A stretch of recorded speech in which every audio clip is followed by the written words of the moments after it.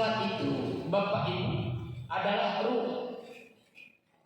Yang sholat itu batin, bukan zahir. Batin kita yang dituntut untuk sholat.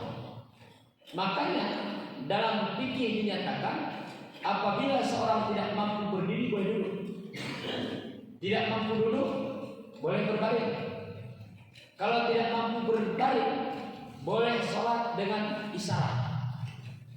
Tidak mampu lagi dengan isyarat, maka dengan hati. Berarti yang dituntut sholat itu adalah hati. Yang dituntut sholat itu adalah ruh. Apakah ruh kita itu sudah mau sholat? Ini tanya kepada kita. Ruh kita ini apakah sudah mau sholat? Jangan sholat itu hanya terhenti pada gerakan. Kalau sholat kita itu hanya terhenti pada gerakan itu, ini sholat yang sia-sia adalah ruh. Ini sholat yang sholat itu batin. Karena maka jahil cara ibadah yang batin kita yang baik untuk sholat. Maka cara ibadah yang baiknya ibadah itu fikih menyatakan apabila seorang tidak mampu yang sholat itu adalah ruh, tidak mampu dulu karena hanya ruh yang berbaring. Yang kalau tidak mampu berbaring hanya sholat dengan yang dapat bermusyawarah, tidak mampu lagi pada zat, maka dengan hati. Berarti yang dituntut sholat itu adalah yang dituntut sholat itu adalah apabila engkau beribadah ruh kita itu sudah maka seolah-olah engkau itu sudah melihat ruh kita ini apakah sudah masuk? Ruh kita itu belum masuk. Jangan sholat itu hanya terhenti pada gerakan. Bila kalau sholat kita itu hanya terhenti pada gerakan, Bapak Ibu, ini sholat yang sia-sia. Setelah akhir, ini sholat yang tidak baik. Rupanya sholat karena masalah tadi, sholat cara ibadah baik ada.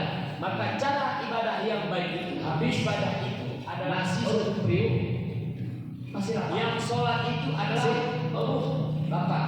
Karena hanya ruh, karena makannya yang dapat menyaksikan hanya ruh yang dapat berusaha kita sampai 2 hektar pada kemudian waktu musim panen dapatnya dikasihkan anta abudallah kira-kira anak kita 2 hektar apabila engkau beribadah berhasil maka seolah-olah engkau ini sudah melihat hasil.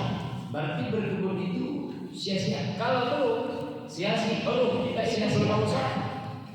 Maka demikian juga tidak kecil kemungkinan nanti terjadi pada ibadah. Karena jangan nanti Bapak Ibu setelah akhir kita tahu ini garis ini bahwa salat yang ibu bapak kerjakan itu salat bagaimana?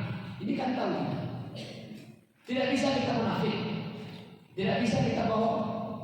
Kita sendiri tahu bahwa level salat saya itu masih seperti ini. Bahwa dalam sholat saya itu masih dalam keadaan ghaflah, masih dalam keadaan lalai.